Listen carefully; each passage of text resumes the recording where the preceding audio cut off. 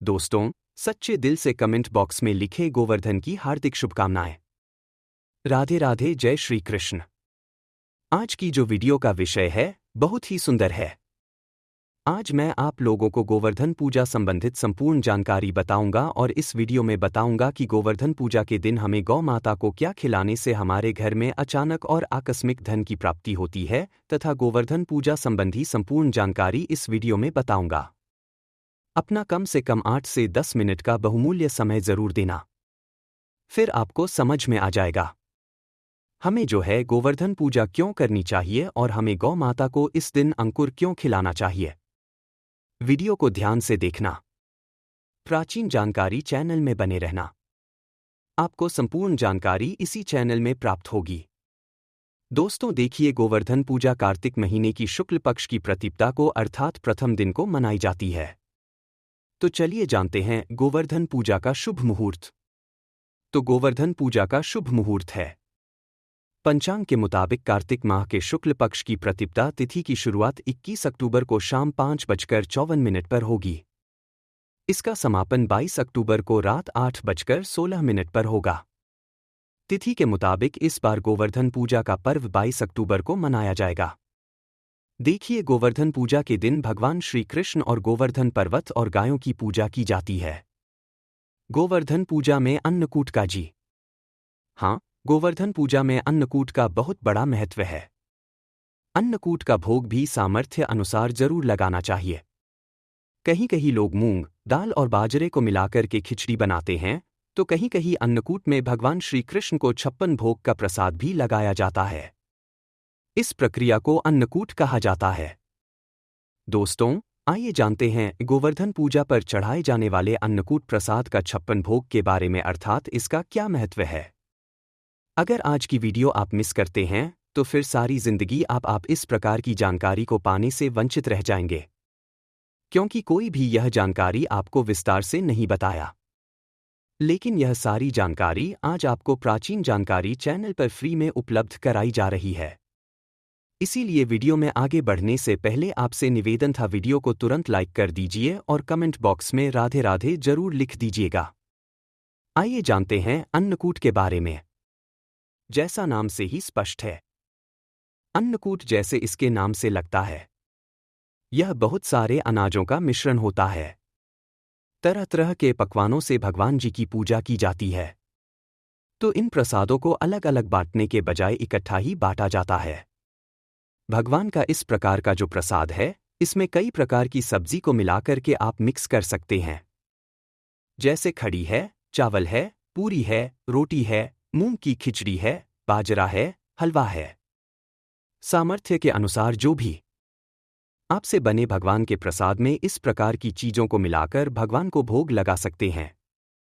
आइए जानते हैं अन्नकूट की कथा की शुरुआत। तो कुछ कथाओं में इस प्रसाद के बारे में कहा गया है कि जब भगवान कृष्ण ने देवराज इंद्र के घमंड को चूर करते हुए गोवर्धन पर्वत की पूजा की और इंद्र ने गुस्से में भारी बहुत ही ज्यादा वर्षा की, तब भगवान श्री कृष्ण ने समुचित वृंदावन वासियों को लेकर गोवर्धन पर्वत के नीचे आ गए थे और इसी पर्वत के नीचे लगातार 7 दिन बिताए थे। इस दौरान सभी ने अपने साथ लाए हुए जो खाद्य पदार्थ, जितने भी वहां के रहने वाले लोग थे, सभी ने खाद्य सामग्री लाए और अन्नों को मिलाकर के बांट करके आपस में खाया। इसका स्वाद इतना ज्यादा अद्भुत था कि इसे खाने के लिए स्वयं भगवान कृष्ण ललचा गए थे। बाद में वह अन्नकूट प्रसाद के रूप में गोवर्धन पर्वत को भोग लगाकर के खाया जाने लगा। खुद भगवान कृष्ण ने इस प्रिय प्रसाद का हर वर्ष गोवर्धन पूजा करके भोग लगा के अन्नकूट उत्सव मनाने की आज्ञा दी। दोस्तों, आइए प्राचीन जानकारी चैनल के इस वीडियो में जानते हैं कि गोवर्धन पूजा किस प्रकार से की जाए। अब आप लोगों को अन्नकूट के बारे में जानकारी प्राप्त हो गई है। अब गोवर्धन पर्वत की किस प्रकार से पूजा की जाए। तो गोवर्धन पूजा करने के लिए आपको सबसे पहले घर के आंगन में गोबर से गोवर्धन का चित्र बनाएं। इसके बाद रोली, चावल, खीर, बताशे, जल, दूध, पान, केसर फूल और दीपक जलाकर के गोवर्धन भगवान की पूजा करें। कहा जाता है कि इस दिन विधि विधान से सच्चे दिल से गोवर्धन भगवान की पूजा करने से साल भर भगवान श्री कृष्ण की कृपा बनी रहती है। चलिए, इस वीडियो में मैं आप लोगों को गोवर्धन पर्वत से जुड़ी हुई संपूर्ण जानकारी बताऊंगा। दोस्तों, इस वीडियो में मैं आप लोगों को बताऊंगा कि हम जो है गोवर्धन पर्वत की पूजा क्यों करते हैं। साथ ही साथ मैं गोवर्धन पूजा की जो कथा बताऊंगा, इस कथा को अगर कोई भी व्यक्ति सच्चे मन से सुनता है तो ऐसे व्यक्ति के जीवन में चल रही सभी प्रकार के कष्ट तत्काल समाप्त होते हैं। ऐसे व्यक्ति की सभी प्रकार की मनोकामनाएं की पूर्ति होती है। ऐसा माना जाता है, इस कथा को अगर सच्चे मन से सुने तो कोई भी आपकी मनोकामना हो, चाहे कितनी भी बड़ी मनोकामना हो, वह मनोकामना की पूर्ति हो जाती है। आइए जानते हैं दोस्तों, भगवान श्री कृष्ण खुद भगवान नारायण का अवतार है। लेकिन क्या आप जानते हैं कि भगवान श्री कृष्ण ने किसको पूजनीय बताया है? गोकुल वृंदावन के लोगों को भगवान श्री कृष्ण ने किसकी पूजा करने के लिए प्रेरित किया था? देवकी नंदन। भगवान श्री कृष्ण ने गोकुल और वृंदावन के लोगों को गोवर्धन पर्वत की पूजा करने के लिए प्रेरित किया था। तभी से भक्तजन इस पर्वत की पूजा करते हैं। तो आज भी ऐसी मान्यता है कि मथुरा के पास में स्थित जो गोवर्धन पर्वत है, इनकी पूजा करने से भक्तों की सभी मनोकामनाएं की पूर्ति होती है। यहां से कोई भी खाली नहीं लौटता। इसी वजह से यहां हमेशा ही भक्तों का देखना जो गोवर्धन पर्वत है, वहां पर काफी भीड़ लगी रहती है। तो आइए इस वीडियो में जानते हैं वास्तव में हम जो गोवर्धन पूजा किस प्रकार से घर में निर्मित करते हैं। सभी दर्शकों को जानकारी प्राप्त हो चुकी है। अब इनकी पूजा क्यों होती है, इनकी पूजा होने के पीछे क्या कारण है? तो गोवर्धन पर्वत की ऊंचाई आपने देखी होगी। आज से काफी पहले काफी दिखाई देते थे, लेकिन हजारों साल पहले यह बहुत ही ऊंचा था। विशाल पर्वत था और इस पर्वत की ऊंचाई लगातार घटती जा रही है। इस संबंध में शास्त्रों में एक कथा बताई है। इस कथा के अनुसार गोवर्धन पर्वत को तिल तिल करके घटने के लिए एक आशी ने श्राप दिया था। श्री कृष्ण ने गोवर्धन पर्वत को भगवान का रूप बताया है और उसी की पूजा करने के लिए सभी को प्रेरित किया था।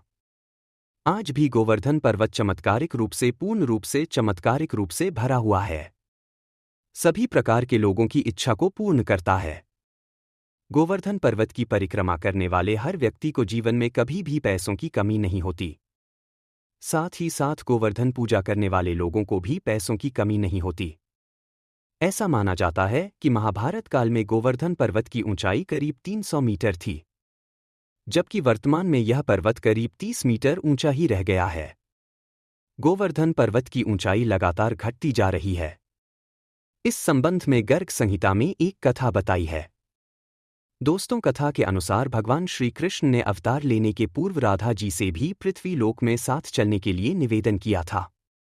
इस पर राधा जी ने कहा कि मेरा मन पृथ्वी पर वृंदावन, यमुना और गोवर्धन पर्वत के बिना नहीं लगेगा। यह सुनकर श्री कृष्ण ने अपने हृदय की ओर दृष्टि डाली, जिससे एक तेज निकला और राजभूमि पर जाकर के गिरा। यही तेज पर्वत के रूप में परिवर्तित हो गया। शास्त्रों के अनुसार यह पर्वत रत्नम, झरन, कदम आदि वृक्षों से सुशोभित है और अन्य सामग्री भी इसमें उपलब्ध थी। इसे देखकर राधा जी बहुत प्रसन्न हुई और तथा भगवान श्री कृष्ण के साथ उन्होंने भी पृथ्वी पर अवतार धारण किया। चलिए प्राचीन जानकारी चैनल के इस वीडियो में जानते हैं और भी इसकी कुछ रोचक भरी कथा। एक कथा के अनुसार भगवान श्री कृष्ण की प्रेरणा से शालामित्र द्वीप ने द्रोणाचल की पत्नी के गर्भ से गोवर्धन का ध्यान से सुनिए। क्या भगवान श्री कृष्ण की आज्ञा के कारण ही शालमित द्वीप में द्रोणाचल की पत्नी के गर्भ से गोवर्धन का जन्म हुआ? ध्यान से सुनना। भगवान के जन्म से वृंदावन एवं जो यमुना है वह बहुत ही खुश थी। गोवर्धन को भगवान का रूप ही जानकर के सुमेर है, हिमालय है, जितने भी पर्वत है, यह सबने गिरिराज बनाकर के जो गोवर्धन पर्वत है, इनकी पूजा की एक समय तीर्थ यात्रा करते हुए पुलस जी अर्षि गोवर्धन पर्वत के समीप पहुंचे। पर्वत की सुंदरता देखकर के अर्षि मंत्रमुग्ध हो गए तथा द्रोणाचल पर्वत से निवेदन किया कि मैं काशी में रहता हूं, आप अपने पुत्र गोवर्धन को मुझे दे दीजिए, मैं उसे काशी में स्थापित करके वहीं रहकर पूजा करूंगा। द्रोणाचल देखिए, द्रोणाचल पुत्र वियोग से व्यतीत हुए, लेकिन गोवर्धन पर्वत ने कहा कि मैं आपके साथ में चलूंगा, किंतु मेरी एक शर्त है, आप मुझे जहां रख देंगे मैं वहीं स्थापित हो जाऊंगा। पुलाद जी ने गोवर्धन पर्वत की यह बात मान ली। गोवर्धन पर्वत ने आरष्य से कहा कि मैं 2 योजन ऊंचा एवं 5 योजन चौड़ा हूं, आप मुझे काशी कैसे ले जाएंगे? तब पुलाद जी ने कहा कि मैं अपने तपोवन से तुम्हें अपनी हथेली पर उठाकर ले जाऊंगा। तब गोवर्धन पर्वत आर्ष के साथ चलने के लिए सहमत हो गए। रास्ते में ब्रज आया। उसे देखकर के गोवर्धन की पूर्व स्मृति जागृत हो गई। कैसे पूर्व स्मृति, वह भी मैं आप लोगों को प्राचीन जानकारी के माध्यम से बताऊंगा। और वह सोचने लगा कि भगवान श्री कृष्ण राधा जी के साथ यहां आकर के बाल्यकाल और किशोर कल की बहुत सी लीलाएं करेंगे। यह सोचकर गोवर्धन पर्वत आर्षि के हाथों में और अधिक भार हो गए, जिससे अर्षि को विश्राम करने की आवश्यकता महसूस हुई। दोस्तों, इसके बाद आर्षि ने गोवर्धन पर्वत को ब्रज में रखकर के विश्राम करने लगे। आर्षि यह बात भूल गए कि उन्हें गोवर्धन पर्वत को कहीं रखना नहीं था। कुछ देर बाद ऋषि पर्वत को वापस उठाने लगे, लेकिन गोवर्धन ने कहा कि अर्षिवर, अब मैं यहां से कहीं नहीं जा सकता। मैंने आपसे पहले ही आग्रह किया था कि आप मुझे जहां रख देंगे मैं वहीं स्थापित हो जाऊंगा। तब आर्ष जी उसे ले जाने की हट करने लगे, लेकिन गोवर्धन वहां से नहीं हिले। तब आर्ष ने उसे श्राप दिया कि तुमने मेरे मनोरथ को पूर्ण नहीं होने दिया, अतः आज से प्रतिदिन तिल तिल कर तुम्हारा क्षरण होता जाएगा। फिर एक दिन तुम पूर्णता धरती में समाहित हो जाओगे। तभी से गोवर्धन पर्वत तिल तिल करके धरती में समा रहे हैं। इसका प्रमाण आपको कलयुग में आज भी दिख रहा है। भगवान श्री कृष्ण ने अपनी समस्त कलाओं के साथ द्वापर युग में इस पर्वत पर भक्तों को मुक्त करने वाली कई लीलाएं की थी। इसी पर्वत पर को इंद्र का मान मर्दन करने के लिए उन्होंने अपनी सबसे छोटी उंगली पर 3 दिनों तक उठा करके रखा था। कई कथाओं में इसे 7 दिनों तक उठा करके रखा था, ऐसी जानकारी मिलती है। एक और इसकी कथा है, जो कथा रामायण काल से जुड़ी हुई है।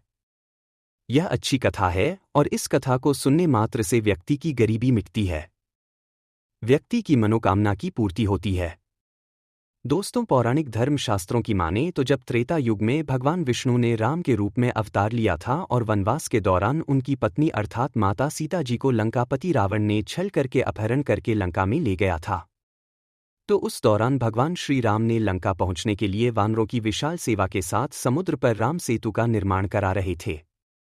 ध्यान से सुनना, कहा जाता है कि इस समय समुद्र में राम सेतु का निर्माण के लिए बहुत अधिक पत्थर और पेड़ पौधों की लकड़ी की आवश्यकता थी।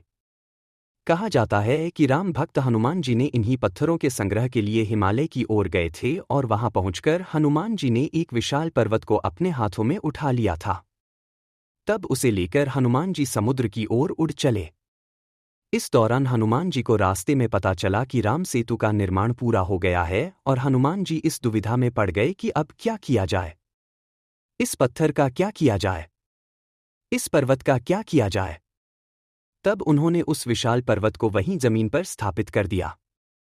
दोस्तों, कहा जाता है कि हनुमान जी के द्वारा जमीन पर रखा गया विशाल पर्वत कोई और नहीं बल्कि गिरिराज अर्थात गोवर्धन पर्वत था, जिसे बाद में गोवर्धन पर्वत के नाम से जाना जाने लगा। जिसके बाद गोवर्धन पर्वत बहुत निराश हुए और उन्होंने हनुमान जी महाराज से आग्रह किया, अपना दुख सुनाया। ध्यान से सुनना। तो गोवर्धन पर्वत ने कहा कि हे भक्त शिरोमणि हनुमान जी महाराज, मैं प्रभु श्री राम के ही ना काम आया और ना ही अपने स्थान से जुड़ सका। जी हाँ, ना मैं प्रभु राम के काम आया, क्योंकि समुद्र जो है बन चुका है, और ना मैं अपने स्थान से जुड़ा रह सका, अर्थात मैं अपने माता पिता से विलग्न हो गया। और जो है, इस प्रकार से प्रार्थना करते हुए गोवर्धन पर्वत निराश हो गए। निराश देखकर के हनुमान जी महाराज को बहुत ही दया आई, क्योंकि हनुमान जी महाराज बहुत ही दयालु थे। तब भक्त शिरोमणि हनुमान जी ने गिरिराज अर्थात गोवर्धन पर्वत को आश्वासन दिया कि द्वापर युग में जब मेरे प्रभु श्री राम श्री कृष्ण के रूप में आएंगे, तब उस दौरान वह आपके आसपास ही अपनी बाल लीला करेंगे और आपको अपनी उंगली से उठाकर के देव तत्व रूप में प्रतिष्ठित करेंगे, जिसके बाद सभी लोग आपकी हमेशा हमेशा के लिए पूजा अर्चना करते रहेंगे। दोस्तों, इसीलिए तो साक्षात गोवर्धन को धन कहा जाता है, जो सोना चांदी हीरा मोती से भी बढ़कर धन होता है। गोवर्धन यानी सबसे बड़ा धन तो यही है। दोस्तों, कहा जाता है कि हनुमान जी के द्वारा की गई भविष्यवाणी को सिद्ध करने के लिए भगवान श्री कृष्ण जी ने इंद्र के क्रोध से लोगों को बचाने हेतु गोवर्धन पर्वत को अपनी उंगली पर धारण किया था। आप सभी दर्शकों को जरूर पता होगा, जो गोवर्धन पर्वत है, इसे भगवान विष्णु जी का स्वरूप भी कहा जाता है, क्योंकि इंद्र ने वज्र के प्रभाव से कई बार गोवर्धन पर्वत को तोड़ने का प्रयास किया। देखिए, अगर कोई साधारण पर्वत होता तो वज्र के प्रभाव से वह टूट जाता, लेकिन गोवर्धन पर्वत भगवान का ही अंश था। ऐसा माना जाता है कि अगर कोई भी व्यक्ति सच्चे मन से इस कथा को सुनता है या फिर गोवर्धन पर्वत की अपने घर में गोवर्धन बनाकर उनकी पूजा करते हैं, गाय को अन्नकूट खिलाते हैं, तो ऐसे व्यक्ति की सभी प्रकार की मनोकामना पूर्ण होती है। ऐसे व्यक्ति के ऊपर में भगवान श्री कृष्ण अपनी कृपा बहाते हैं। सच्चे दिल से कमेंट बॉक्स में जरूर लिखना राधे राधे। जय श्री कृष्ण। गोवर्धन की हार्दिक शुभकामनाएं। जय गोवर्धन।